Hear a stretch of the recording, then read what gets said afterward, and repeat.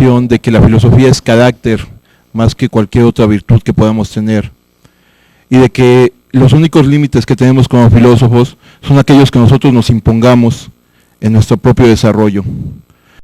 Sus conversaciones han enriquecido la filosofía mundial y podemos decir, sin temor de equivocarnos, que es uno de los fundadores de la filosofía de la liberación en Latinoamérica.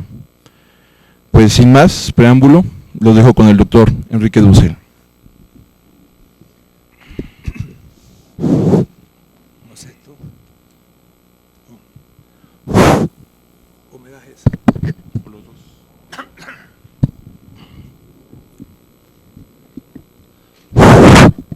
O anda los dos, no sé, pero ustedes no me escuchan. No, entonces ¿qué pasa? ¿Me escucharán? Tampoco. Pero han ido ahí para ver si van a aumentar el volumen. Además, como yo he tenido varias clases, estoy medio afónico. ¿Podemos aumentar el volumen o no? Vamos a hablar ahora sí, ya empezó a escucharse. ¿Me escuchan allá al fondo? ¿Con claridad o todavía no tanto? ¿Bien? Bueno. Con mucho gusto acepté el tema de este seminario sobre la tolerancia. La UNESCO hace años, 4 años, declaró un año de la tolerancia. Y hubo justamente en Brasil un muy interesante congreso con mucha gente sobre este tema.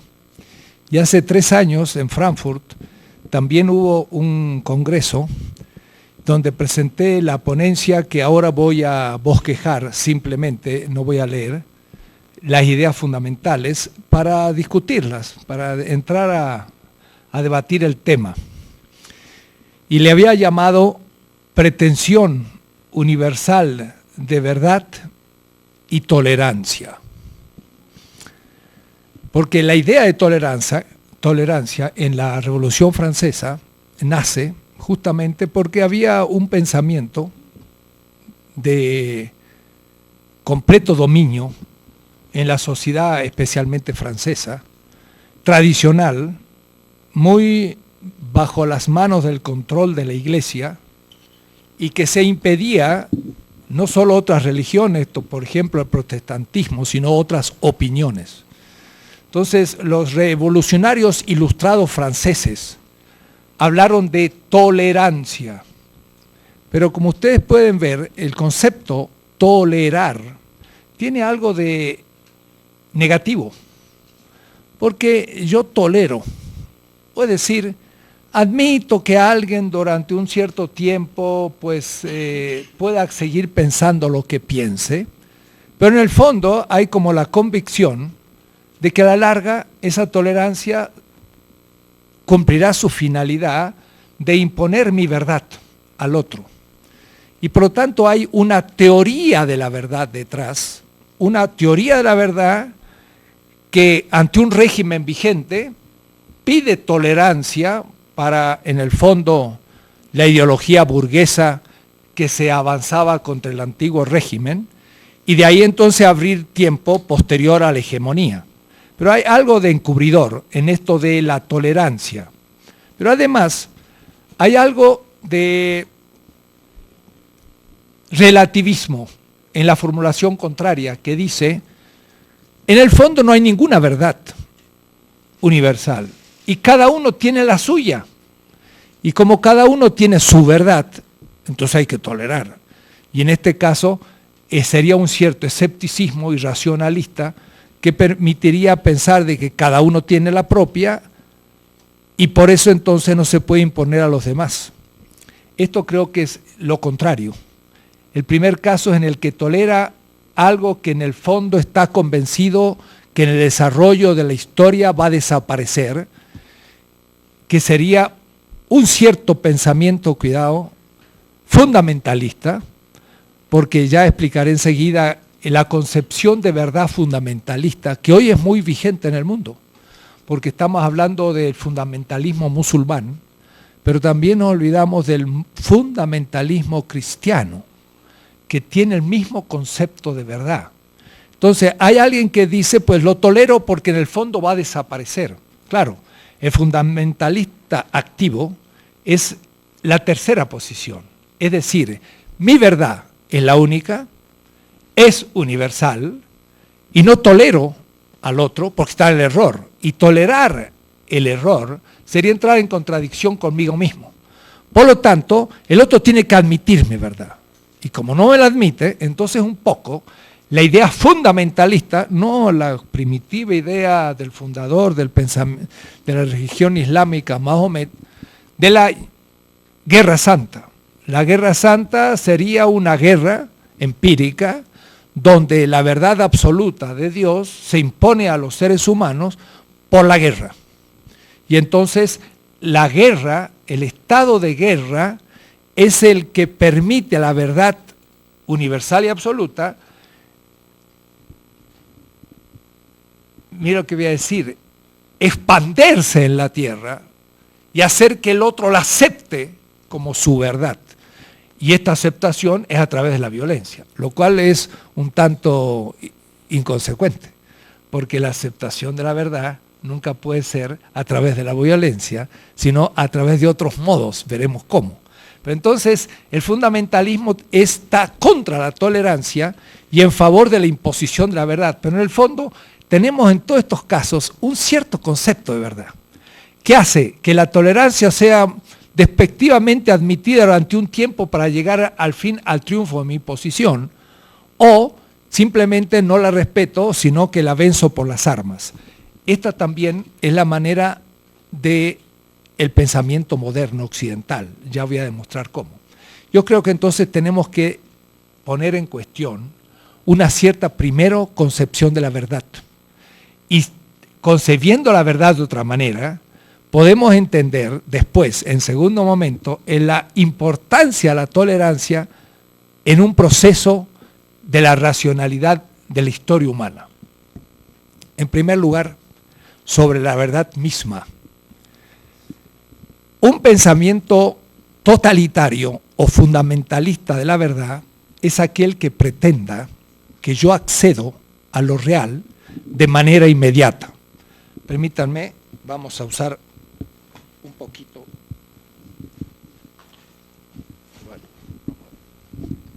el pizarrón para ir viendo la cosa. Un concepto fundamentalista de la verdad y también metafísico ingenuo en el sentido de la etapa metafísica, como hoy se está hablando de una etapa postmetafísica. Sería que el sujeto accede a la realidad de manera inmediata y capta esa realidad y esa captación es verdad. Esa verdad es captación de lo real. Ahora, mucho más si se piensa que esa verdad es revelada, porque muchos de los casos del fundamentalismo son de religiones. Por ejemplo, el fundamentalismo islámico hoy, o el cristiano, que se manifestó de manera de reacción ante el pensamiento musulmán, absolutamente intolerante, más aún que el islámico, porque mire qué interesante, el pensamiento islámico pensaba que Dios era el que revelaba la verdad, que era la interpretación cabal de la realidad, y esta verdad era entonces una verdad absoluta porque era revelada por Dios. Y entonces el pensamiento islámico se pensaba la realización en la historia de la verdad revelada de Dios. Debo decir que, sin embargo, toleraban a judíos y cristianos. Y en la sociedad islámica se lo aceptaba, pero eran ciudadanos o miembros de la sociedad de segunda. Y tenían que pagar impuestos muy fuertes. De tal manera que había una posición en que se les impedía ser ricos porque tenían que estar pagando mayor impuesto que los otros, por lo que la mayoría de la población se iba convirtiendo a la verdad del Islam por esta tolerancia que sin embargo era discriminatoria. Y simplemente a los pueblos otros que el cristiano o el judío, el Islam hizo la guerra. A los persas se los tragó en la India y llegó hasta Filipinas y llegó a los bereberes en el norte de África y fue la guerra santa. los cristianos medievales tomaron este mismo concepto, ¿verdad? Dios revela el sentido de la realidad como verdad, nosotros poseemos la verdad, no el Islam, e hizo las cruzadas con la misma lógica, es decir, enfrentó al Islam como el que no tenía la verdad a través de las cruzadas, que era justamente una lucha armada.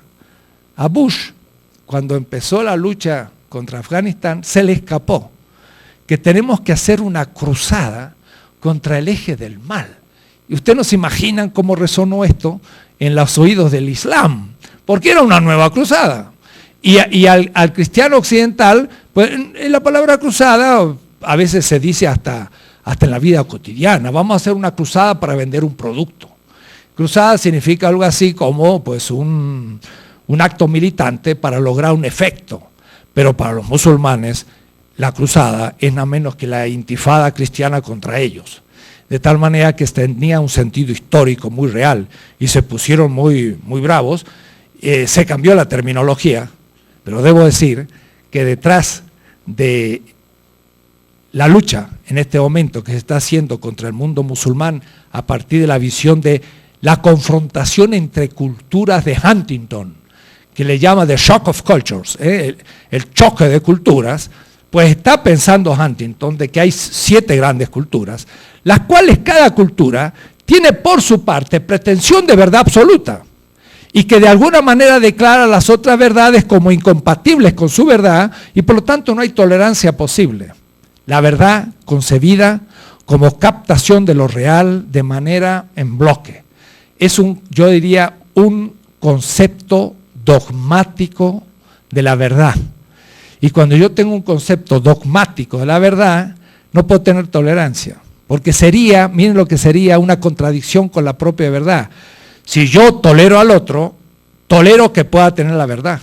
Pero si yo tolero que tenga la verdad, significa que simplemente puede tenerla. Por lo tanto, es poner en cuestión mi verdad. Entonces, tolerar es entrar en contradicción de una concepción sustancialista, dura y dogmática, la verdad. El dogmático no puede ser tolerante, y si lo fuera entra en contradicción. Para él, el aceptar que el otro tenga verdad sería caer en el relativismo de cada uno tiene la suya, y sería un escepticismo, y por lo tanto no podría tampoco decir que la mía es verdadera. Es decir, que el fundamentalista no tiene otra manera de salir que enfrentar a la otra verdad como falsa, y si no se rinde ante la evidencia de la verdad que yo he recibido, es por la fuerza de las armas por la que yo voy a convencerle de que es verdadera. Ahora, cuando he dicho eso, he caído en una nueva contradicción, porque el fundamentalista cae en contradicción si admite que el otro es verdadero, pero también entra en contradicción si intenta por las armas imponer su verdad, porque entonces significa que su verdad no convence, sino que necesita de las armas. Quiere decir que no cree que pueda convencer, por lo tanto no cree tanto en la virtualidad de su verdad y entra en contradicción. Por eso, que allá en 1538, al comienzo de la conquista de América, poquito después, y de México, Bartolomé Las Casas escribió un libro que se llamó Del único modo, muy interesante. Bartolomé era un gran intelectual que era misionero, lo cual entraba en contradicción en este punto. Él dice, la única manera de predicar la doctrina cristiana a los indios. Dice, hasta ahora el modo que se ha predicado la doctrina cristiana ha sido primero con la violencia de las armas. Se han destruido la resistencia indígena, se han destruido sus ejércitos y después que se ha destruido la posibilidad de la defensa, entonces han venido los misioneros y han enseñado el catecismo. Pero la enseñanza del catecismo era propuesta como una verdad dogmática que había que admitir. Y iba anticipada por la violencia de las armas. Esto era al revés. No era que si el otro no admite le haga la guerra. Aquí se le hizo la guerra directamente. Y luego que se desarmó toda resistencia armada, simplemente se enseñó el catecismo. Ustedes saben que en 1525 hubo un diálogo muy interesante entre los misioneros franciscanos y los sabios aztecas. Fue el único diálogo que hubo hasta el de San Andrés, y como este tampoco hubo, es el único que hubo hasta ahora. Así que en la historia de México ha habido un solo diálogo con indígenas en serio y fue en 1525 y no hay otro. Bueno, allí sí estaban los sabios tlamatinis todavía en vida, los que habían quedado en vida, y los franciscanos. E intentaron los franciscanos hacer un diálogo. Y entonces los franciscanos le dijeron, ustedes pues no tienen el Dios verdadero. Ven que es un tema de verdad. Ustedes no tienen al Dios verdadero, sino que vuestros dioses son falsos. Entonces los tlamatines dijeron, ¿cómo usted, que viene de afuera y de tan lejos y que no ha vivido aquí, puede decir que nuestros dioses no son verdaderos? El troque náhuatl, troque significa el que me rodea y está junto a mí, que es el Dios viejo, un poco la definición de Dios de San Agustín. Dice, ha estado con nosotros siempre. Y además ellos son los que nos han dado la luz y nos han dado la vida y el maíz y todo. Y cada una de estas cosas nos ha dado los dioses. ¿Cómo no van a ser verdaderos si estas cosas son reales y gracias a ellos comemos? Bueno, fue un diálogo impresionante. Impresionante porque aquella gente, primero dijo al empezar, abriremos de nuestras recipientes de cerámica, de nuestras vasijas, nuestra verdad. No nos ponemos en peligro de muerte de decir lo que pensamos. O es decir, era el problema de una verdad indígena, que sabían que se le estaban revelando a alguien que podía matarlos, porque dice, ustedes han matado a nuestros dioses por el proceso de la conquista. Pero después de darse cuenta que es muy peligroso ponerse a decir verdades, empezó un diálogo. Pero mire, estuvieron 4 días y no se pusieron de acuerdo. Y los franciscanos, entre comillas, perdieron la paciencia. Pero claro, perdieron la paciencia como Bush puede perder la paciencia ante Saddam Hussein. Pierde la paciencia el dominador ante el pobre que va a sufrir la pérdida de paciencia del dominador, porque él la tuvo siempre y la va a seguir teniendo la paciencia. Los franciscanos se dieron cuenta que no los podían convencer. O es decir, que la verdad del cristianismo que le querían proponer no entraba en la cabeza de los indígenas, que tenían sus verdades bien sabidas y bien argumentadas. Interrumpieron el diálogo. Se llama el diálogo de los 12, está publicado, y llega un punto en que dicen, pararon el diálogo. ¿Y qué pasó? Pues empezó la evangelización, que fue la predicación del catecismo, y los indígenas recibieron una verdad que tenían ahora que desde chiquito aprender. Ya los grandes estaban perdidos, bueno, que se vayan con sus dioses, los chiquitos todavía son tabula rasa, y a los niños se les empezó a dar el catecismo y entraron en la cultura cristiana. No hubo diálogo, hubo la imposición de una verdad que había sido no impuesta por la violencia, sino anticipada por la violencia. Bartolomé Las Casas escribe un libro enorme y dice, esta manera de enseñar la doctrina cristiana es falsa. La única manera de predicar la doctrina cristiana, dice Bartolomé, una cosa impresionante, les aseguro que se adelanta, dice, es por argumentos racionales y testimonios de vida. Dice, a esta gente lo que hay que hacer es convencerla racionalmente, y si no se le dan razones, con derecho no aceptan nuestras verdades. Y podrán quedar en las ollas hasta el juicio final, dice Bartolomé Las Casas. Y más, cuando con los horribles ejemplos que le han dado de matar a la gente, destruir sus poblados, quemar y todo, pues esta gente dice, pues si son tales demonios, pues ¿a qué imitar sus verdades si son tan terribles? Bartolomé Las Casas hace una crítica a la conquista y tiene una teoría de la verdad gigantesca, interesantísima. Bartolomé Las Casas anticipa en 4 siglos y medio la posición de Jürgen Habermas, explícitamente. Entonces quiero explicar cuál va a ser la posibilidad de que alguien honestamente, sea una comunidad científica, sea un grupo humano, sea una persona, sea hasta una religión, pueda seria y honestamente decir, lo que tengo por verdad tiene universal significado y sin embargo puedo tolerar. Esto es lo que quiero plantearle a ustedes ahora. ¿Cómo puede darse eso que ahora no va a ser contradictorio, va a ser perfectamente racional y va a ser ético? Pero para eso hay que tener otra concepción de la verdad. Y quiero un poco explicarla. para que la verdad no sea dogmática, pero tampoco para que yo sea escéptico ante la verdad y diga todos tienen su verdad, hay que entender bien qué es verdad primero. Entonces, el problema es que la verdad es el modo como la realidad es actualizada en la subjetividad humana o en un grupo histórico-cultural. Cada cultura tiene su verdad. Los egipcios tenían la suya, los mesopotámicos tenían la suya, los chinos tienen la suya, los aztecas tenían la suya. ¿En qué sentido digo tenían su verdad? Tenían una manera de comprender al mundo, que es de comprender a la realidad. Claro, yo veía el sol, salía el sol, decían Huitzilopochtli. Y después alguien diría, no, eso no es un dios, es un astro. Bueno, demuéstreselo primero y después si lo aceptan, pues ya no será más Huitzilopochtli. Pero si nadie se lo puede demostrar, pues es Huitzilopochtli. Y como no hay ningún argumento en contra, es Huitzilopochtli. Y además como es caliente y calienta la tierra, y como calienta la tierra, pues sale el maíz, y como el maíz me alimenta, pues mi vida, que depende del maíz, pues viene del sol. Entonces el sol tiene vida, y yo también. Y entonces, ¿quién alimenta al sol? Entonces hacemos sacrificios humanos. Y el sacrificio humano alimenta al sol. Y entonces el sol viviente, pues ya me calienta, me da el maíz y yo vivo. Y entonces es un ciclo de la vida. ¿Qué tal? ¿Les parece una buena interpretación? Bueno, la cultura azteca como totalidad aceptaba esa explicación. Lo tenían por su verdad. Lo tenían por su verdad porque en esa análisis y en esa expresión había muchos elementos muy fuertes, que efectivamente el sol calienta. Y que el calor sale la vida, y que la vida la como. Después el asunto era cómo mi vida daba la vida al sol, eso era más complicado, pero era racional pensar que la necesitaba, y por lo tanto yo se la daba, y al dársela, miren, volvió a salir, quiere decir entonces que funciona. ¿Qué es verdad?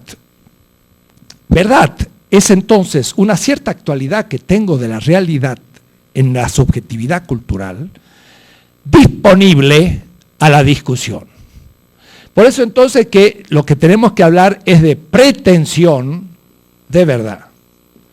Pretensión de verdad significa, yo lo tengo por verdadero, nosotros lo tenemos por verdaderos, mi cultura azteca lo tiene por verdadera, mi cultura egipcia lo tiene por verdadera, la cultura moderna europea, la modernidad, lo tiene por verdadero. ¿Qué significa que lo tiene por verdadero?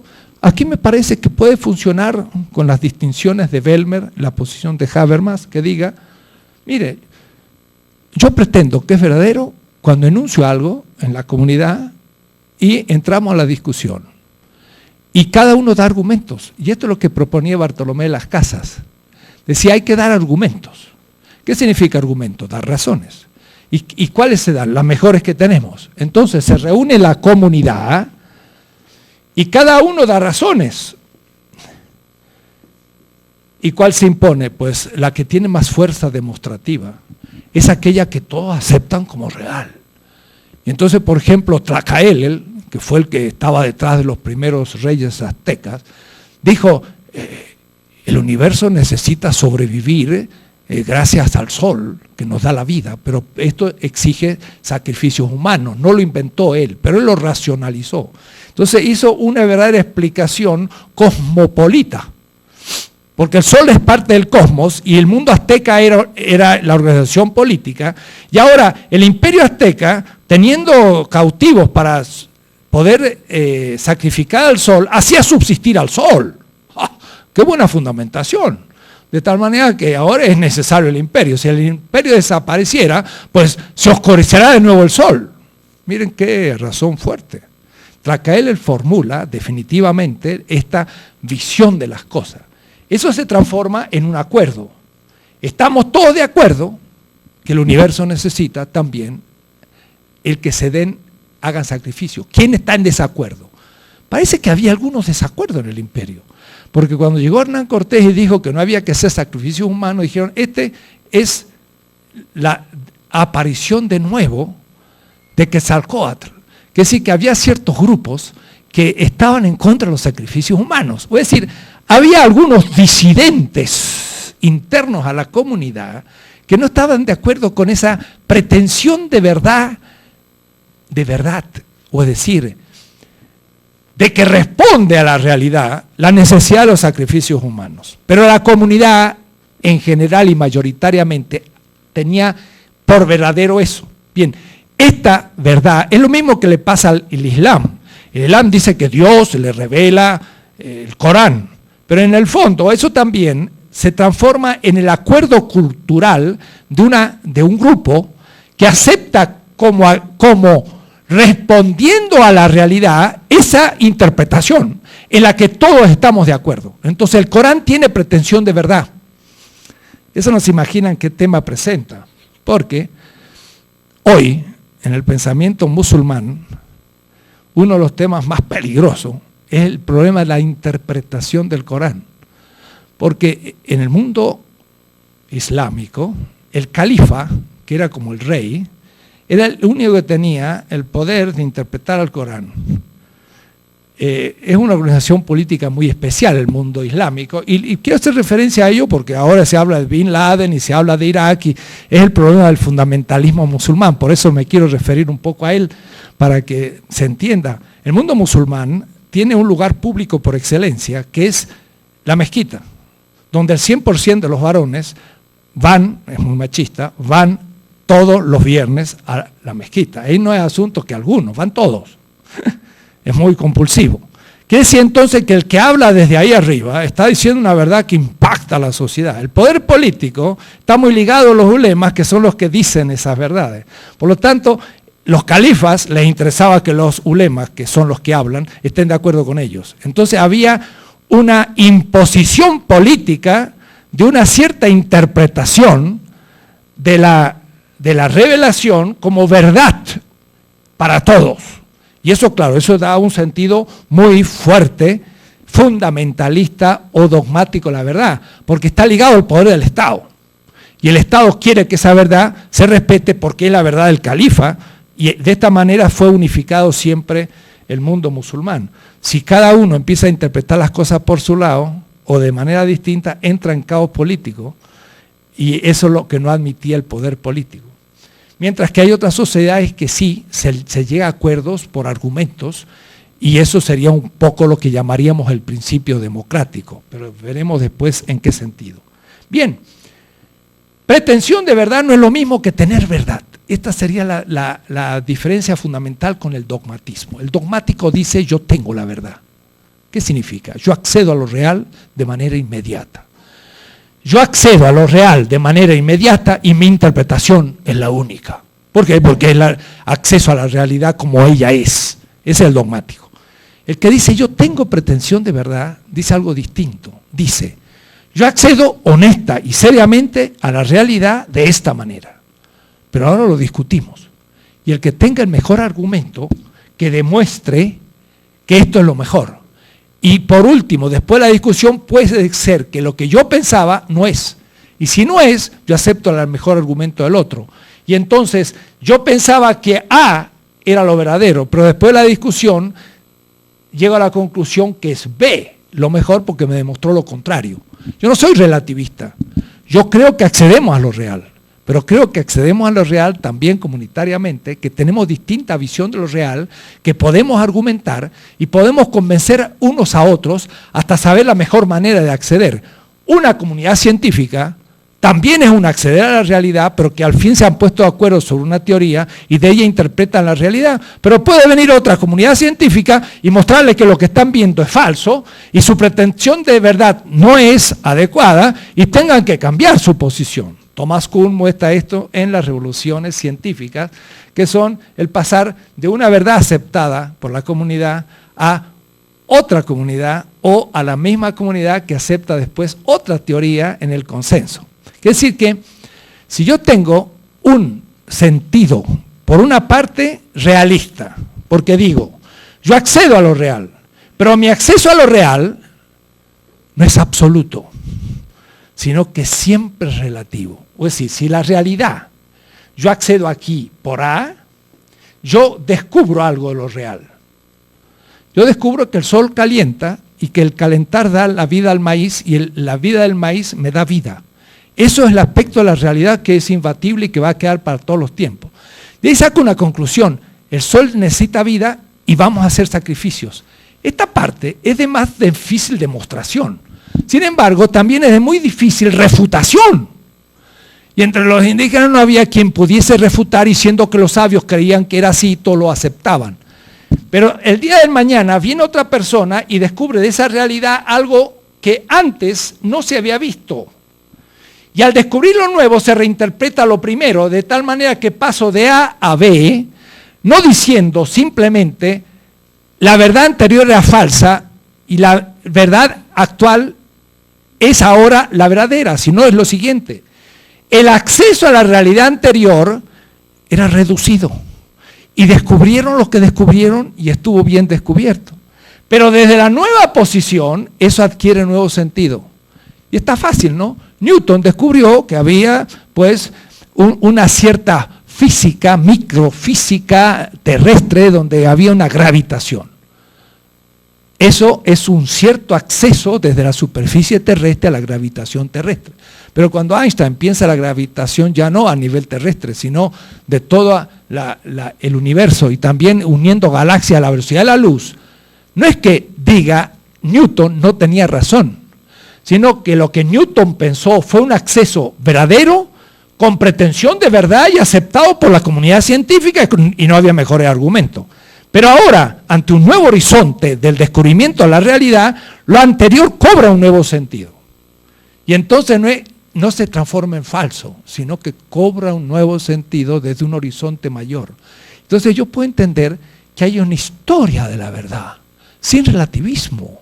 Si yo hubiera estado en el tiempo de Newton, no podía sino descubrir lo que dijo Newton. Pero desde el tiempo de Einstein, si yo digo que el Newton tiene razón y Einstein no, ahora sí que estoy en lo falso, porque ha habido una mayor penetración, si me permiten, o actualización de lo que es la realidad. Puede haber una historia de la verdad. Entonces no hay una verdad absoluta, primero, y segundo, yo no tengo la verdad, sino que yo estoy en una comunidad que pretende que accede a lo real, en tanto que puede dar mejores argumentos a los demás.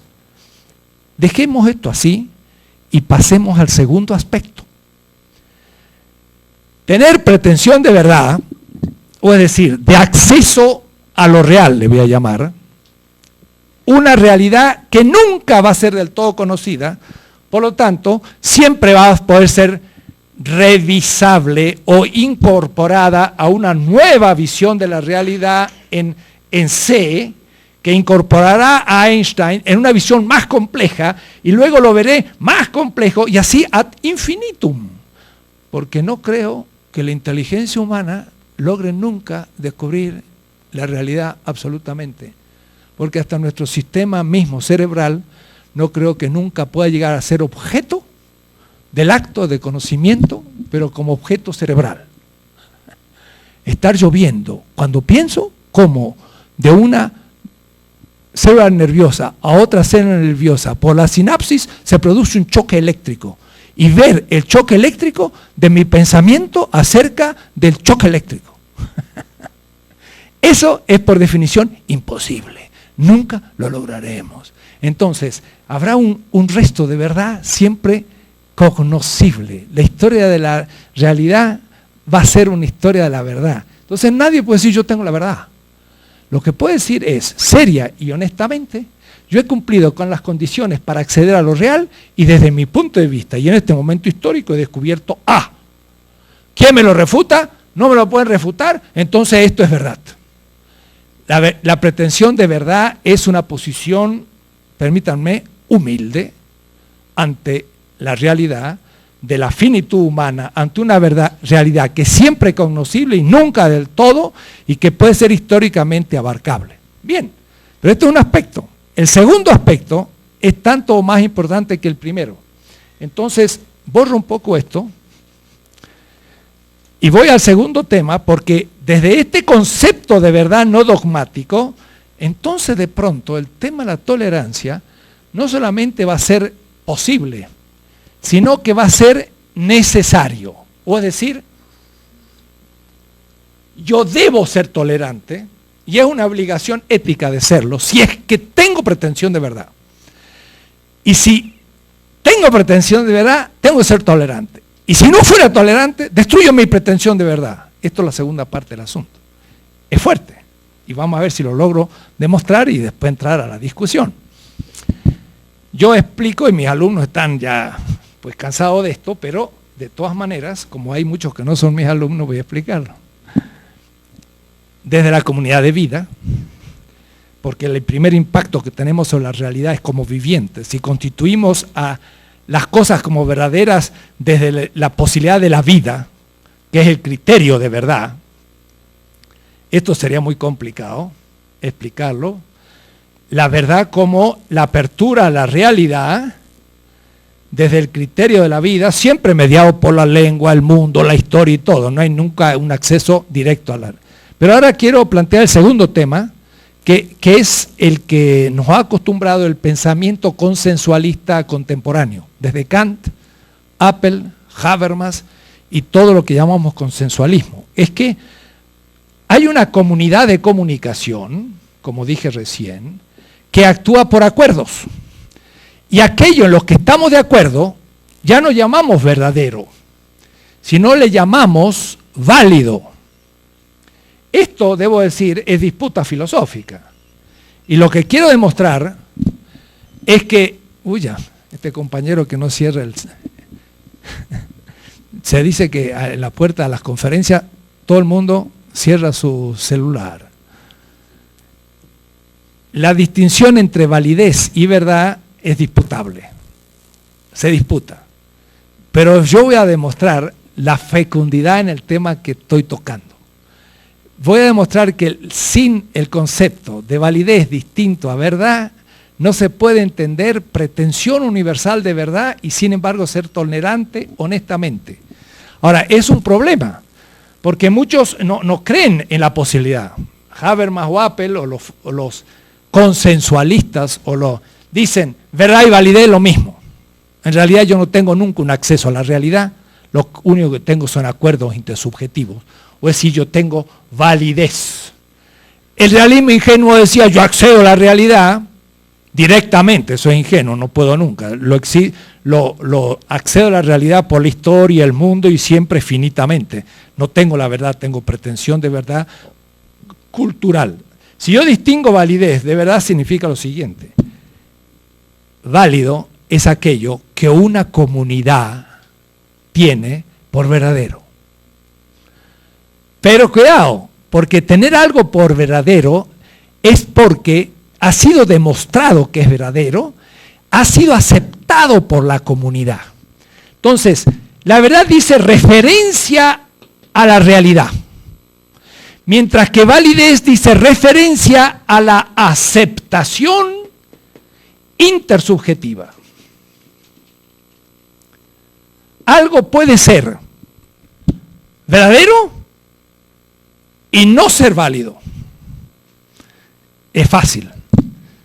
Si fulano de tal, y yo siempre doy el caso, lo voy a poner de nuevo. Si Galileo estaba, cuando era niño, de acuerdo, que el sol salía cada mañana, porque el sol estaba al centro del sistema como su papá y su mamá le habían enseñado y toda la cultura lo aceptaba.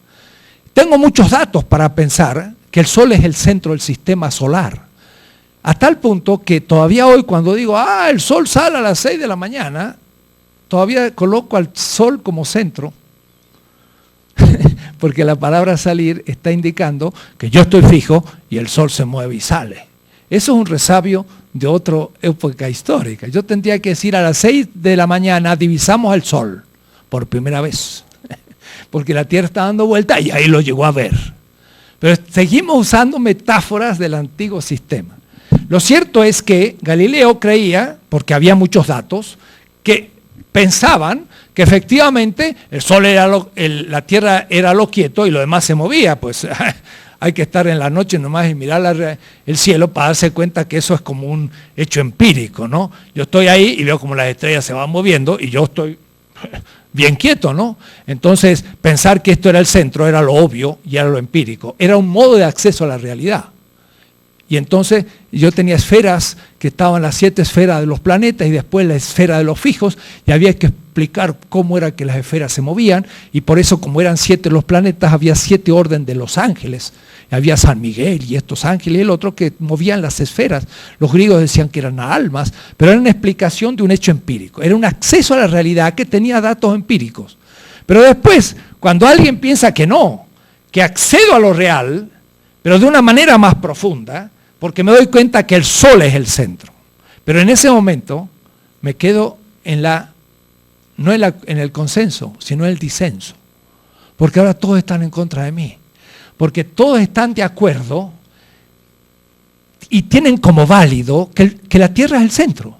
Y como yo he visto a Venus que tiene cuartos menguantes y crecientes, y realmente veo de que el Sol está en el centro, dice Galileo, el Sol es el centro y no la Tierra.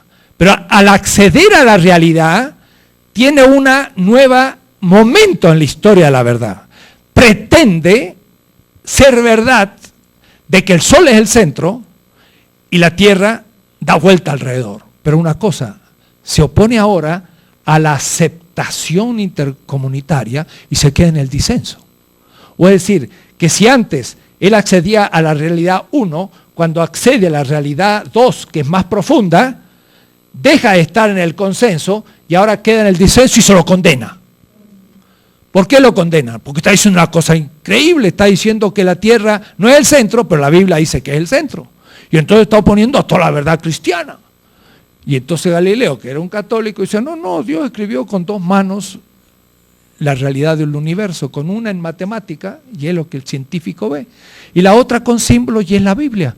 No hay contradicción. Ahora, si lo hubiera, como las dos están escritas por la mano de Dios, pues la interpretación matemática corrige la interpretación simbólica, y no hay contradicción. Galileo dio la solución actual. Pero en cambio Bellarmino lo condenó porque agarró la verdad dogmática del pasado y dijo, no se puede enseñar en Roma que la Tierra sea un satélite, un planeta del Sol. Vean entonces ustedes lo siguiente, para el que descubre verdad nueva, se queda en el disenso. Y no podría no quedarse porque es nuevo y nadie está de acuerdo. Pero cuando todos están de acuerdo, entonces ahora todos lo tienen por verdadero y el disenso se acabó porque es el nuevo consenso. A mí lo que me interesa es esta alfa. El tiempo entre la verdad 1 y la verdad 2. Cuidado, son 2 verdades, no, como expliqué recién, contrarias. La verdad de Newton no es contraria a la verdad de Einstein. La verdad de Einstein es la maduración subsumida de la verdad de Newton en la historia de la verdad. Pero cuando Einstein lo propone, dicen que loco, durante unos meses, pero ahí mucho más rápido captaron que el asunto iba por ahí, todo el mundo se plegó rápidamente, o es decir, logró consenso. A Galileo no, a Galileo le fue muy difícil. Y si Kepler y Copérnico no fueron condenados, es porque dijeron, es una hipótesis. Y bueno, si es una hipótesis, pues no es verdad. Y si no es verdad, no hay problema. Pero Galileo no dijo que es una hipótesis. Dijo, esto es así. Y al decir que era verdad, entonces se le vino el consenso dogmático en contra de él. El tiempo alfa es el tiempo del descubrimiento de una verdad al descubrimiento de otra. ¿Cuál es la diferencia? Que en el descubrimiento de la primera hay consenso y en el descubrimiento de la segunda no hay consenso. Es el tiempo en que se adquiere el consenso. Entonces hay 2 tiempos. Hay el tiempo, la verdad, que es el tiempo del descubrimiento, y el tiempo del consenso y de la validez, que es el tiempo de la aceptación de la verdad. ¿De acuerdo? Y yo no soy relativista. Y este es el tema de la tolerancia. Y se resuelve de una manera completamente original en toda la historia de la filosofía. Sin la diferencia entre validez y verdad, que nunca se había hecho. Digo esto porque estamos en la polémica. Y los consensualistas no aceptan mi posición. Y los analíticos ni saben la diferencia. Porque mis colegas analíticos, pues, no le voy a decir que lean las obras de ellos, pero la verdad analítica es una especie de verdad consensual abstracta, pero no saben lo que es la verdad fuerte en el sentido de acceso a la realidad, porque dicen que es realista, pero es un realismo crítico. Y en cambio aceptan solamente que la verdad es consensualista o viceversa. Yo digo, hay una verdad que se acepta y esto se llama lo válido, y hay una verdad como acceso a lo real, y eso es lo que se llama verdad en su sentido material. Entonces tengo la diferencia. Entonces miren qué fácil el tema. Qué fácil el tema. Y ahora sí ya lo resumo y entonces podría empezar desde ahí a explicar todos los temas. Una comunidad científica, pero incluyendo también una comunidad religiosa, porque el tema de la tolerancia mucho se planteó en la cuestión de la religión, y hoy el fundamentalismo cristiano se opone al fundamentalismo islámico, y digo cristiano. Bush, que es un norteamericano cristiano, es fundamentalista. Y es fundamentalista como lo era John Locke. Quiero darles un ejemplito más, porque todo el pensamiento liberal, que parece tan liberal, es tan fundamentalista. John Locke, mire lo que decía. John Locke decía, en el estado de naturaleza, cada uno puede ser libre, pero no en el sentido de Hobbes, sino en un sentido mucho más aceptable. Pero ahí justamente no había acuerdos ni jueces, porque cada uno era libre y era autónomo. Entonces, en el estado civil, que es el estado político, existe ahora el estado, hay un juez que cuando la gente no se pone de acuerdo, lo juzga y crea el acuerdo. De tal manera que el estado político es racional, hace la vida reproducible, porque en el otro estado se pone en cuestión, y estamos entonces dentro de la razón. Pero John Locke dice hay un tercer estado. Y el tercer estado es el estado de guerra. El estado de guerra se establece con aquellos que están más allá del estado. Y como están más allá del estado y no hay un estado internacional que lo juzgue, ¿quién juzga al que está más allá del estado? ¿Y quiénes están más allá del estado? Están los indios, a los cuales se descubre en América, están los negros, a los cuales se llevan esclavitud, y otros países que no son los nuestros civilizados, Europa. Es decir, en el fondo, África, Asia y América Latina, todo el mundo colonial, el esclavismo, estaba fuera de un estado político, y como no tenían juez internacional, estaban dentro del estado de guerra. El estado de guerra es de nuevo la Yacht, la guerra santa. Porque como yo soy el civilizado y ella no es el civilizado, y yo defino lo que es la civilización, y yo les propongo la civilización, pero ellos no lo aceptan, entonces ellos no aceptan el ser desarrollados. Y entonces la definición de Kant de la ilustración. Kant dice, ¿qué es la ilustración? Es la salida, la liberación de la humanidad de un estado de inmadurez autoculpable, de Unmündigkeit selbstverschuldeten, una inmadurez del cual yo soy culpable. Entonces el indio, decía John Locke, el indio vive sobre grandes tierras, enormes territorios, pero no los cultiva. Por lo tanto, son tierras vacías. Y Dios ha dicho que hay que sacar fruto de la tierra. Por lo tanto, no es que le saquemos a los indios la tierra. Estando vacías, la ocupamos para su uso según Dios. Y entonces justifica la conquista de América. Y luego a los negros que estaban en África, dicen, haciendo guerra y guerra justa, los que son vencidos en la guerra justa, quedan hechos esclavos y no tienen derecho, ningún derecho. Lo que pasa es que había que preguntarse qué guerra hicieron los africanos contra los europeos, ¿no? Porque los pobres estaban en su tierra y los europeos fueron a hacer la guerra y dicen que su guerra es justa. Pero claro, ellos declararon que aquella gente bárbara debía civilizarse y como no quería, era una inmadurez culpable. Y como eran culpables de su inmadurez, pues entonces lo vamos a ayudar a civilizarse. Y la guerra es la introducción al proceso civilizatorio, es la expansión de la modernidad, estado de guerra.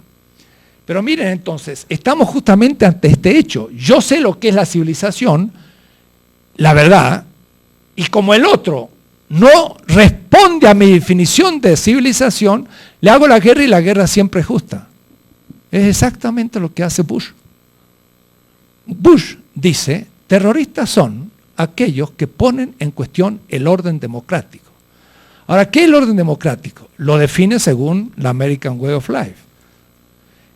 Y el que respeta su definición es un civilizado.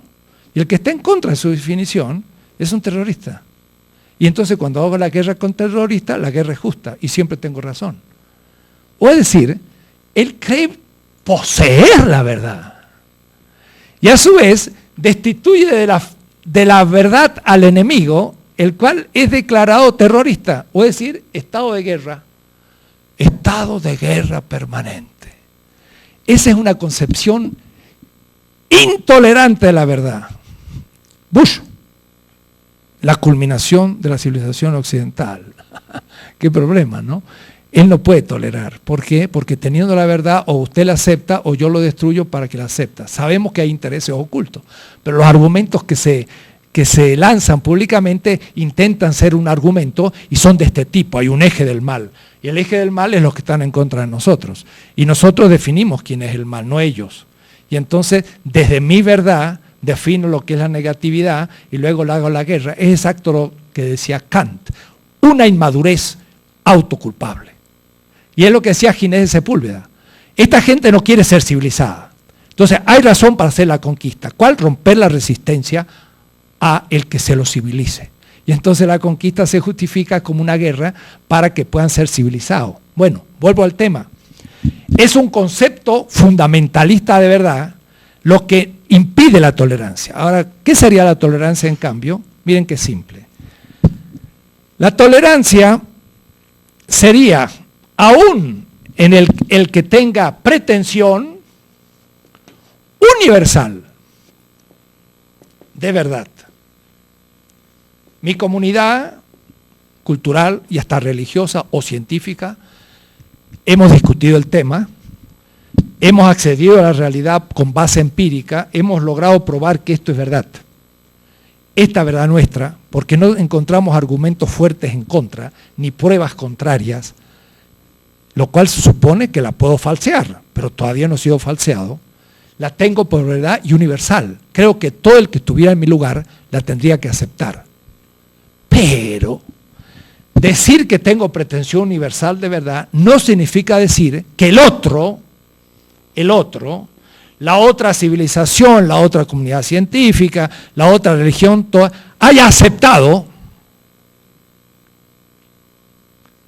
los argumentos por lo que esto es verdad. Porque yo debo concederle, mire lo que va a pasar ahora, a ese otro, honestamente, que también tenga pretensión universal de verdad. Ah, no, usted cae en el relativismo. No, yo no caigo en el relativismo. Yo pienso, honestamente, que yo tengo una pretensión, porque la hemos justificado y no tenemos mejores argumentos, pero mientras que yo no me confronte con el otro y sepa sus argumentos, yo no le puedo decir, está en lo falso. Más, si honestamente vamos a discutir y vamos a ver quién tiene razón, yo no digo, mira, yo tengo la razón y este tiene la falsedad, pero vamos a hacer como que discutimos. Eso ya no es honesto. Y además, en ese caso yo ya creo tener la verdad. Mientras que el que tiene pretensión seria de verdad, dice, yo no conozco la razón de él. Y como yo no conozco su razón, honestamente, tengo que prestarle a él también pretensión de verdad. Más, yo creo que tiene pretensión de verdad y enfrentados, como las mías están muy maduradas, voy a lograr convencerlo. Pero lo voy a convencer no por las armas, porque eso no es convencer, sino justamente impedir que diga su argumento. Y entonces, si yo por las armas intento imponerle mi verdad, es que no creo que mi verdad la convenza. Es una contradicción performativa hacer la guerra al otro. No hay salida. Para tener pretensión honesta de verdad, sin relativismo, tengo que prestarle al otro pretensión universal de verdad también. Y ahora vamos a discutir. Y vamos a ver quién tiene el mejor argumento y quién puede imponerse. Pero una cosa, mientras que yo no te haya convencido, ¿qué hago contigo? Ahí viene la tolerancia. La tolerancia es ese tiempo alfa que entre mi pretensión de verdad y que acepte el otro mi pretensión, yo tengo que permitirle su existencia y acordarle también pretensión de verdad. Y ahí tolerancia. Y esa tolerancia es perfectamente racional, no pone en cuestión la universalidad de mi verdad, es ética y no deja de ser universal y no es irracional ni es escéptica. Mientras que no te he convencido, te doy tiempo para que podamos llegar a dar todos nuestros argumentos. Eso puede durar 14 siglos, no 4 o 5 horas. Los musulmanes están ante el mundo cristiano, empezaron en el siglo VI y estamos en el siglo XX, hace 16 siglos. Y nunca los cristianos convencieron a los musulmanes ni mutuamente. Que sí, que son dos mundos, que cada uno tiene pretensión de verdad, pero ni se ha hecho cosquilla al otro. Quiere decir entonces que todavía puede durar 14 siglos más antes que se pongan de acuerdo. La tolerancia puede durar mucho tiempo, pero es el tiempo en que yo no he podido demostrar al otro que mi verdad es válida para él. Y cuando digo válida, es válida, pero al mismo tiempo que sea tenida por verdadera, que no es lo mismo. Entonces, la tolerancia es el tiempo en que la validez vale o se juega para cada comunidad, pero que no es todavía eficaz para ambas. Cuando las dos comunidades acuerden en algo, habrá terminado el tiempo la tolerancia y las dos tendrán la misma pretensión de verdad. Cuidado, el que tenía la una puede que haya adoptado la dos o viceversa, porque como es honesta la lucha racional, entonces puede que en esto al fin tú me convenzas. O, que es lo más factible, nos convenzamos que ambos teníamos parte del acceso a la realidad y esta era más compleja y ante la realidad más compleja, sin dejar de tener la pretensión de verdad que teníamos, ha sido subsumida en otro horizonte. Es decir, muchas veces no es decir asunto, yo vivo en mi casa y tú vives en la tuya, y el que se ha vencido en la argumentación deja su casa y se viene a habitar la casa del otro, como un extranjero. Es posible que yo tenga mi casa como pretensión de verdad, tú tienes la tuya, discutimos, y lo que descubrimos es que es necesaria una mejor casa. Y hacemos una casa que incluya a las dos. De tal manera que cada uno se encuentra en la suya, pero está en otra. Entonces, a veces, el acuerdo es por superación, y no simplemente por abandono de lo propio. Es decir, que si es honesta la tolerancia, puede llegar a soluciones muy extrañas. Pero lo interesante es que es necesaria. Entonces, esta es la argumentación, muy simple, que lo tenía escrito, pero no lo había leído todo el texto. Pero, resumo, no es contradictorio tener pretensión universal de verdad y honestamente tolerante. El que cree que yo tengo la verdad y es universal, no puede tolerar, porque el otro está en lo falso, porque yo tengo la verdad. Por una parte. Y lo contrario, yo tengo mi verdad y tú tienes tu verdad, y sobreviven las dos verdades. Por lo tanto, yo te tolero como verdadero y yo me tienes que tolerar como otra verdad. Pero en ese caso, nunca llegamos al acuerdo ni vamos a superar nuestras posiciones parciales. El relativismo, además de ser irracional, es destructivo de la historia. Entonces, es una aparente tolerancia, es una destrucción del progreso histórico. ¿Se dan cuenta? Como creo haber podido lograr una solución novedosa ante el tema. Yo tengo pretensión universal de verdad, se la concedo al otro, en el tiempo de la tolerancia discutimos, llegamos a un acuerdo en que ahora los dos podremos tener la misma pretensión, universalidad de verdad, ciertamente habiendo desarrollado nuestras dos posibilidades, no es ni uno ni dos, sino alfa, o es decir, posiblemente un acceso a la realidad de otro orden, donde nos demos cuenta que tú luchabas por la mesa y tú luchabas por la silla, decíamos la mesa no es la silla, yo soy la silla y tú la mesa, pero desde el aula descubrimos que los dos cumplían una función y entonces desde la verdad del aula se demostró que esto era parcial y hemos podido acceder a algo más rico. El tiempo en que no nos tiramos la mesa por la cabeza a la silla y la silla a la mesa fue el tiempo en que posibilitamos un pasaje dialéctico a la solución quizás de una aporía que tenía una solución. Puede ser también que una de las dos fue derrotada y descubrió que no tenía sentido lo que pensaba y el tiempo de la tolerancia disolvió su pretensión y afirmó la anterior, que después del diálogo ha salido enriquecida.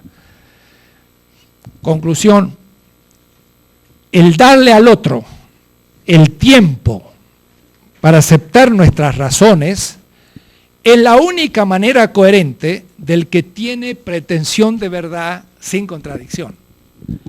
Vuelvo a repetir, si yo creo que tengo la verdad y el otro está en lo falso, ¿cómo lo hago para sacar de su falsedad? Bartolomé de las Casas dice, cuidado, yo no puedo tampoco al otro otorgarle el que él tenga conciencia de falsedad. Sería absurdo. Porque el otro va a decir, yo estoy en lo falso. ¿Qué discusión hay? Además es un tonto, porque ¿cómo puede ser que su mundo sea falso? No, los indígenas dijeron, nuestro mundo tiene dioses tan verdaderos como el de ustedes. Y los franciscanos les pareció eso inconcebible. ¿Cómo ustedes se animan a decir eso? Bartolomé de las Casas dice, yo debo concedérselos, porque lo tienen por verdadero y nadie le ha demostrado lo contrario, demuéstreselo. Y si se lo demuestra, fantástico. Y si no se lo demuestra, decía Bartolomé, tendrán derecho hasta el juicio final de levantarse.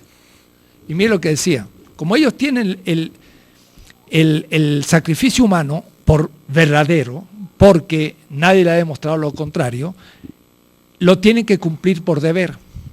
Si no cumplían el sacrificio humano, entonces cometerían una falta moral. Y tienen que cometerlo, tienen que cumplir el sacrificio. Pero si alguien se opusiese a ese sacrificio, ellos tendrían que oponerse a eso que se le oponen. Y si alguien se le opone por las armas, dice Bartolomé de las Casas, en del Regia Potestate, si alguien se opone por las armas que no hagan su sacrificio humano, los indígenas podrían por las armas defender sus sacrificios humanos y sería una guerra justa hasta el fin de los tiempos. ¿Por qué? Porque es lo que tienen por verdad. Y si usted no le muestra lo contrario, ellos tienen derecho a seguir luchando por lo propio. Este Bartolomé llegó al máximo de conciencia crítica posible, pero no de España, desde los indios mismos. Le dio derecho a la defensa armada de su verdad, mientras que no se demuestre lo contrario. Ahora, una vez que se demuestre lo contrario, entonces sí, ya no sería honesto el seguir defendiéndolo.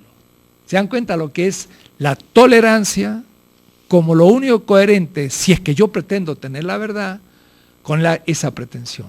Y el uso de la violencia como lo contradictorio a la pretensión. Y bueno, en este momento Bush crea argumentos, son contradictorios. Usa la violencia porque es el más fuerte. ¿Para qué? Para apropiarse del petróleo.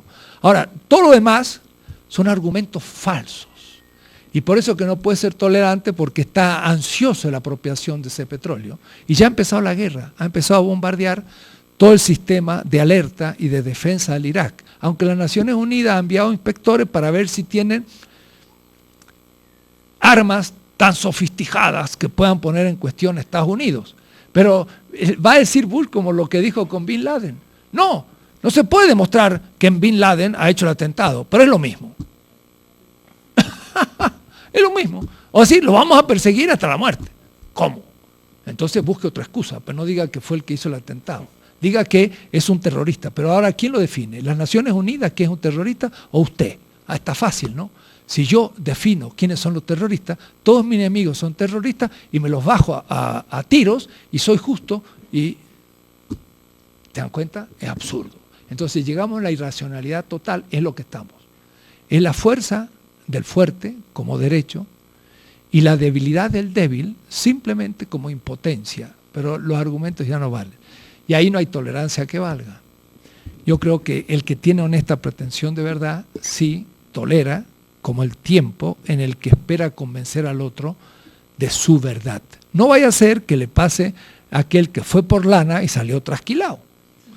O decir que yo vaya a demostrarle al otro mi verdad y el otro me demuestra que yo soy el que no la tengo. Pero si el diálogo es honesto, en el fondo nunca se demuestra que yo no estaba en lo falso, porque algún aspecto de la realidad había descubierto que ante asumir la posición del otro quedó enriquecido. De tal manera que esa conciliación por superación es de hecho lo que siempre se hace en toda discusión honesta. De ahí que la tolerancia es una exigencia necesaria y coherente con la pretensión universal de verdad. Gracias. Muchas gracias.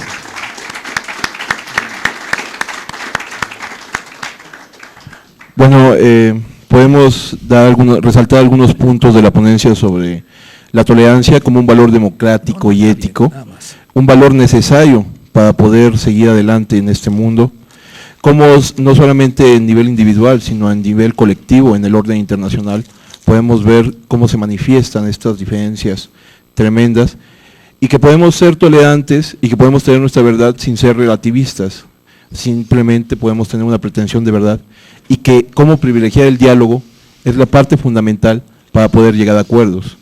Que la discusión de validez y verdad no es algo que se acaba de descubrir, sino es algo que viene desde el tiempo de atrás, y que podemos retomar, y que podemos conversar, y que la tolerancia debe ser uno de los valores fundamentales para la relación humana. Y bueno, sin más preámbulos, pasamos a la ronda de preguntas. Haremos una ronda de 3 y las contestará el doctor y posteriormente nuevamente. Les ruego que seamos concretos, directos, para que podamos todos participar y que la discusión sea fecunda. Adelante, por favor. Sí, mi pregunta es, yo sé que en realidad son dos líneas en el caso del juez que comentaba, ¿no?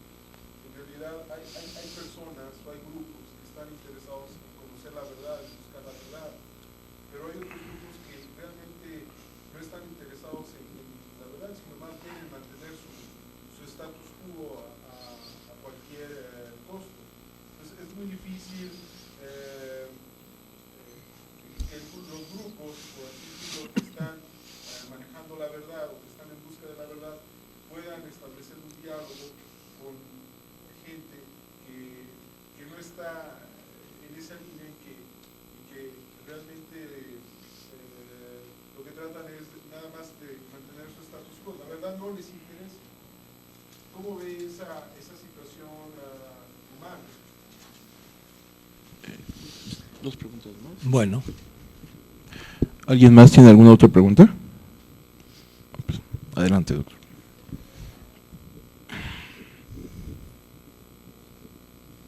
¿Quién? No. Yo. Bueno.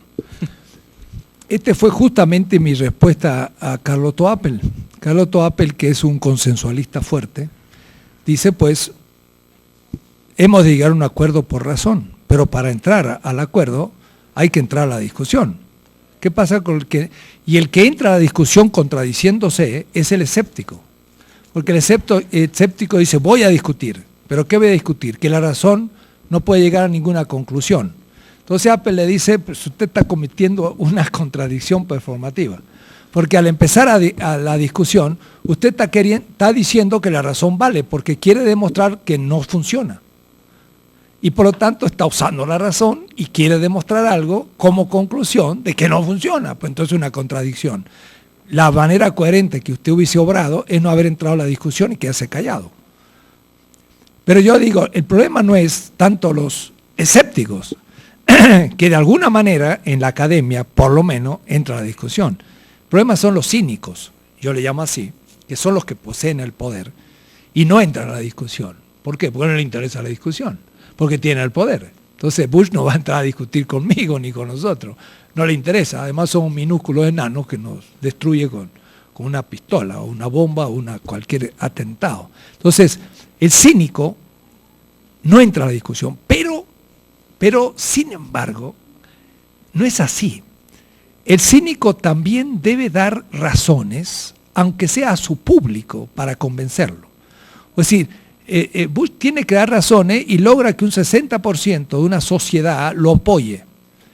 Y ahí está dando razones. Estamos luchando por la democracia. ¿A dónde? Pues en Venezuela. Tenemos que imponer la democracia. Pero da la casualidad que el señor Chávez fue elegido con el 65% de los votos y el señor Bush no le alcanzó al 50% y fue elegido por la Suprema Corte. Es decir, el señor Chávez es mucho más democrático que el señor Bush. Pero si alguien le destruye ese argumento, el mismo cínico, que no necesita el argumento, tendrá que inventar otro para convencer moralmente a los que lo siguen. Porque el cínico también tiene fuerza por la adhesión de su gente. Entonces, también hay argumentación sutil, tautológica, autorreferente en el propio cínico. Entonces, crea su problema una argumentación contra el argumento implícita del cínico. Y estos son los grupos, por ejemplo, críticos. En Estados Unidos crecen los grupos contra la guerra, dan razones, y esas razones van haciendo mella, y llega un punto en que de pronto la gente, como en Vietnam, dijo, no queremos más enviar a nuestros hijos, y se acabó, y se le vino abajo. Es decir, no quieren entrar a la discusión, pero hay momentos en que la tienen que entrar. Entonces mi idea era lo siguiente: si el cínico no entra a la discusión, vamos a argumentar con aquellos movimientos sociales que sí tienen razones y que van a ir limando por la base, socavando la fuerza del cínico y obligarle a que tenga que entrar a la discusión. Pero eso no se logra académicamente discutiendo con él, sino dando argumentos a los movimientos sociales críticos, que son los que van a afrontar al cínico como fuerzas políticas. No con solo argumentos. Lo que pasa es que ellos sí están obrando a partir de argumentos racionales, pero se transforman en fuerza política. Y entonces el cínico confronta de pronto fuerza política, no argumentos. Pero la fuerza de esos oponentes políticos es racional y tiene argumentos. Y él empieza a no tenerlos. Entonces tiene que tener asesores para que argumenten contra los argumentos. Y él tiene que entrar de alguna manera a la discusión, porque le hemos planteado una lucha de fuerzas. Es una lucha política. Entonces ahí es donde una filosofía puramente argumentativa no funciona, sino que tiene que ser argumentativo-política. Yo llamo filosofía liberación, que no se enfrenta solo al escéptico, sino al cínico. Pero al cínico no se enfrenta directamente, sino indirectamente, por la fuerza de los movimientos críticos. Estos sí necesitan argumentos, porque levantarse como Hidalgo ante la ley de Indias tenía que tener argumentos para quedar en la ilegalidad. Y tenía que tener argumentos para afrontar la muerte, si no, hubiese salido corriendo. Entonces, más bien damos argumentos, no al cínico, sino al emancipador, y al escéptico, pues casi no nos interesa, porque en el fondo, si no cree en la razón, se contradice, ¿a qué estar argumentando con él? Más bien hay que argumentar en favor de la vida de aquellos que pueden transformarse en actores de la historia. Y ahí la razón argumentativa tiene importancia, pero los formalistas no se dan cuenta. ¿Se entiende más o menos? Y ahí es donde hay que tolerar también, porque en esas fuerzas sociales puede haber muchas contradicciones. Y entonces hay que entrar a una disputa por la hegemonía, y esa también es con argumentos. Y ahí hay que aprender de los otros y llegar a consensos, pero que sean racionales. Y eso es lo que pues, se necesita continuamente. Ahí la filosofía tiene una gran función histórica, que aprende a cómo argumentar y llegar a conclusiones prácticas, entre otras. Y es el tiempo de la tolerancia. Porque en la izquierda muchas veces también hay una total intolerancia. Cada uno tiene su verdad y declara al otro muerto, ¿no? Y claro, entonces hay que tener cuidado. Tendremos ahí como el movimiento de No en nuestro nombre, que está liderando Noam Chomsky en Estados Unidos. Sin embargo, la crítica de la filosofía constante es el hecho de que no aterriza en los problemas concretos. Podríamos hablar de que una concientización de los argumentos falsos del cínico nos llevaría a poder convencer a un número determinado, una masa crítica, y podríamos transformar esta realidad. ¿Estaríamos hablando de ello o estaríamos teniendo que implementar nuevos mecanismos para poder desarrollar? No, yo creo que ningún movimiento social puede funcionar sin argumentación, sobre todo cuando es crítico, porque la realidad puede reproducirse implícitamente, sin explicitación argumentativa, pero un movimiento crítico necesita argumentos, porque va contracorriente, es el disenso, es el descubrimiento de un nuevo aspecto de la realidad, una pretensión de verdad disidente, y por lo tanto tienen que argumentar. Y cuando más fuerte sea, más aceptable es y crea más rápidamente aceptación, validez en grupos crecientes y llega a imponerse en un momento. Miren, por ejemplo, lo que está pasando ante nuestros ojos. Pues hoy leemos el diario que gana la elección de Ecuador el militar que se levantó con los indios y puso en cuestión toda la dolarización del Ecuador hace 4 años, ¿no? Fue una verdadera rebelión indígena que tomaron el poder, tiraron abajo al presidente, y hubo un grupo militar que apoyó eso y que durante 2 días empezó una nueva situación. Después fueron derrocados y se volvió. El que dirigió ese movimiento es presidente del Ecuador. Está interesante, ¿no? Y lo primero que dice, pues, mi amigo Hugo Chávez. Algunos ni saben quién es Chávez, pero ese sí sabe. Y entonces, ¿por qué mi amigo Hugo Chávez? Porque es un hombre que realmente se le ha enfocado todas las baterías del imperio para impedir que pueda proteger el petróleo venezolano. El nuestro ya está perdido, está todo en manos de Estados Unidos. Son el que más consume nuestro petróleo, mientras que él guarda sus reservas. Cuando ya habremos agotado nuestra reserva, la de Estados Unidos valdrá 10 veces más y nos la venderá por todo lo que le vendimos. En unos 2 años vamos a tener que pagarse. Bueno, eso es lo que está en juego. Y entonces de pronto se va creando un consenso crítico. Pero ahí hay argumentos.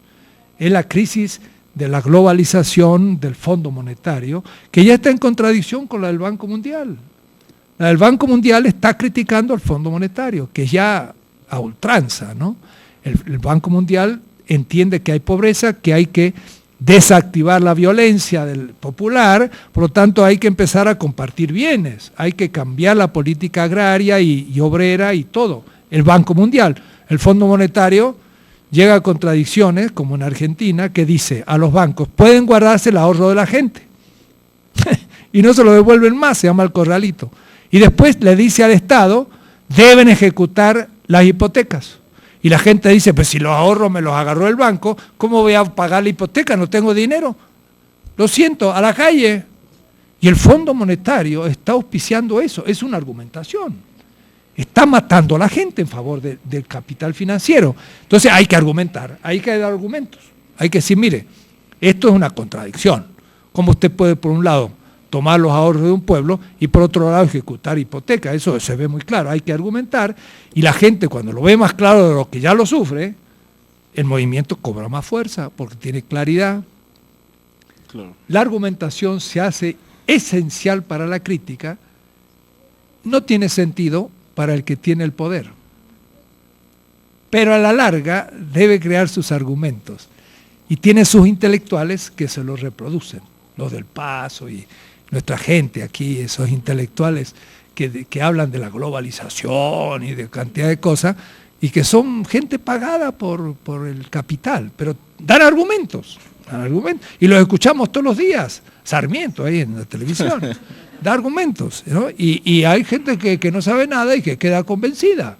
Esa validez social es la que permite que se siga engañando. Entonces, si alguien lo agarra y le dice, mire, pero si usted no sabe nada y está en contradicción, y le explica el caso, la gente dice, tiene razón. Bueno, por eso la lucha argumentativa funciona y hay que estudiar para saber argumentar.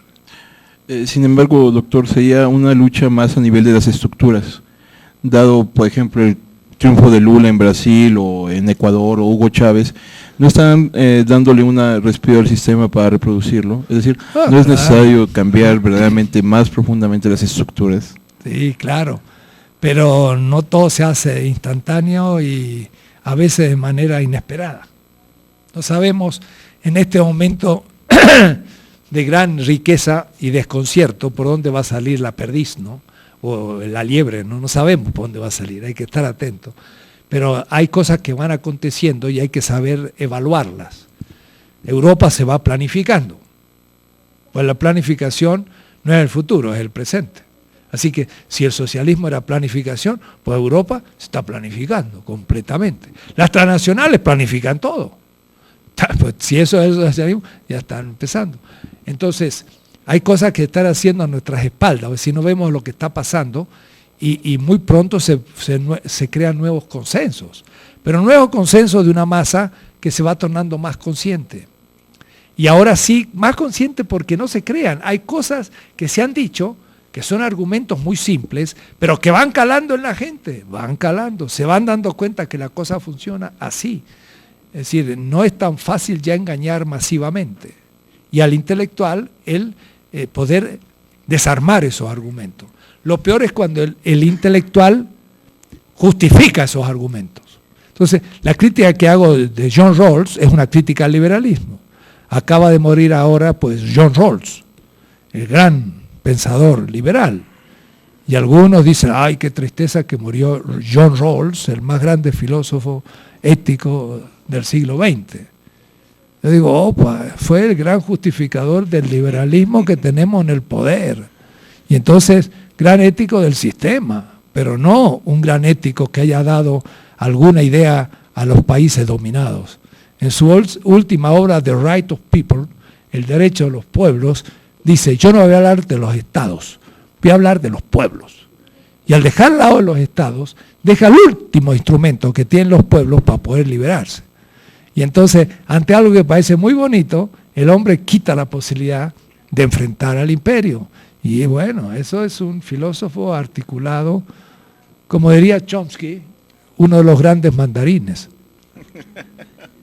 ¿Se acuerdan los nuevos mandarines? Lean ese libro, muy notable. Son los que dan argumentos al sistema, son los mandarines. Y hay también gente y crea sus argumentos. Entonces, hay que tomarlos muy en serio, mostrar su contradicción y mostrar otro tipo de cosas. Ahora, a veces uno tiene la paciencia de leer toda esa bibliografía tan conservadora, pero es necesario hacerlo para saber cómo ellos están argumentando. En sus escuelas militares, en sus business schools. En Harvard, me acuerdo, me decía un profesor de business gana $300,000 por año. Y el mejor filósofo, $80,000. Puede decir que en business school ganan 4 o 5 veces más. ¿Y qué hacen? Business. Nada, teoría. Es solamente cómo se mete capitales y se saca. Pero eso les crea billones de dólares de ganancia. Y los filósofos, más que sean cómplices del sistema, pues no le agregan tanto, ¿no? Entonces, hay que saber lo que ellos están diciendo y desarmar sus argumentos. Pues si alguien tiene una última pregunta, por favor, compañero, había levantado la mano acá atrás. O si las hacemos rápido para que puedan ser las dos preguntas, para que, si te acercas un poco.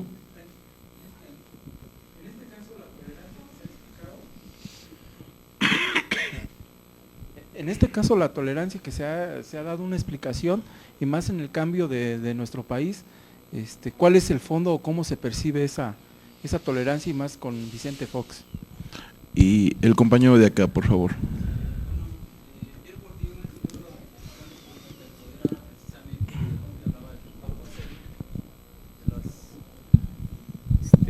Bueno, Pierre Bourdieu en su libro Intelectuales, Política y Poder, habla de que los intelectuales son un pequeño grupo al servicio del poder, pero el doctor Dussel en su libro de Filosofía de la Liberación y posteriormente en el de Ética, plantea, digamos, algo distinto. Bueno, él habla de la dominación ideológica que sufrimos por parte de Europa, y la filosofía de la liberación es, digamos, un contradiscurso.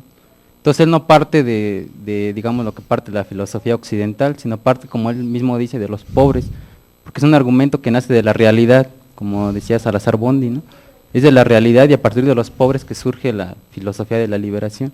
Entonces creo que, como él decía, no es tanto convencer al poder, porque ellos son los que dominan, sino más bien aquí, desde a partir, como el doctor Dussel dice, de la comunidad de comunicación, que sería aquí los pobres, a partir de ahí de empezar a tomar conciencia, ¿no?, de qué es lo que se necesita, y de la realidad que se está viviendo, que es la dominación y la explotación. Bueno, eso sería. Gracias. Doctor. Estos días estuve en Tapachula, hay un centro, una casa de la cultura, y están organizando centros en todo Chiapas. Tienen como 90 centros en los pueblitos sobre la cultura del pueblo, ¿no? Y bueno, es un proyecto muy interesante, realmente, donde la gente está tomando en sus manos su expresión cultural, así como a otros niveles están tomando su responsabilidad política. Esos son tipos de grandes experiencias en la base o también en países enteros como en Brasil, que nos muestran que están surgiendo cosas interesantes, que hay que tener los ojos abiertos. Pero claro, la filosofía está muy atrás, está apenas comentando a los autores europeos y norteamericanos para enterarse de lo que hablan, antes de pensar nuestras realidades. Hay que estar enterado de lo que hablan para usar sus categorías a fin de crear nuevas para interpretar nuestra realidad. No podemos simplemente usarla de ellos porque no hablan de lo nuestro. Hay ahí una gran responsabilidad de la universidad. Y con respecto a la tolerancia, ¿qué se puede hacer en México? Bueno, debo decir que el cambio de régimen ha producido un mayor ámbito de tolerancia. Y eso es evidente, porque antes estábamos realmente aquello que Vargas Llosa, que no es un preciado de izquierdismo, Vargas Llosa dijo aquí en aquel gran simposio, seminario que organizaba Octavio Paz, dijo la dictadura perfecta, ¿no? Y hay mucha gente que se enojó, pero el PRI era la dictadura perfecta, porque aparecía cómodo y era justo lo contrario. Y entonces era una intolerancia completa, al que pensaba distinto se lo compraba o se lo corrompía, que no es afrontarlo así de frente, pero claro, hubo como 250 periodistas asesinados, era una cosa selectiva, pero era un régimen realmente intolerante, pero al mismo tiempo aparecía como extremadamente tolerante, dominaba la situación del campo político, y ahora pues la cosa se ha diversificado. De todas maneras, los grandes medios de comunicación, los dos grandes partidos mayoritarios, pues siguen en la misma lógica, ¿no? Entonces, hay mayor ámbito de discusión, sería de tolerancia. Creo que algunos creen poseer la verdad, son dogmáticos, otros están más abiertos a la discusión. De nuevo, sería bueno que la izquierda sea la que realmente sea tolerante para en la discusión llegar a pretensión de verdad con mayor fuerza y con mayor tipo de argumentación. A veces también se corrompen personalismos así de segunda, que los Amalios, que los Chuchos, que esto, que aquello, y que entonces vuelven a la tontera de siempre, que eso no es ninguna argumentación, sino puro populismo electoralero que no va a ningún lado. Entonces, quizás estemos malgastando el tiempo de esta tolerancia que nos está dando el régimen y que sería muy útil, ¿no? Pero es mejor que lo anterior.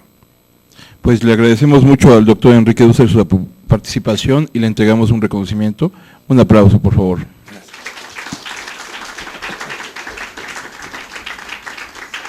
Y los esperamos a todos el año que entra en la Semana de la Tolerancia, nueva edición, redefinida y autorizada. Gracias por su presencia.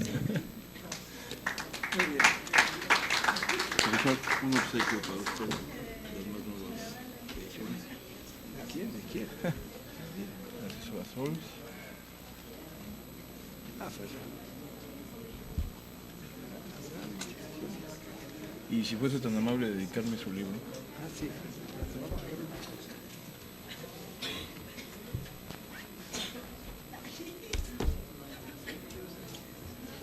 ¿Una nueva revista? Sí. ¿De aquí? ¿Y quién la hace? Hay un comité editorial, por ejemplo, creo que está el profesor Cepeda, Luis Miguel Hernández. A Luis.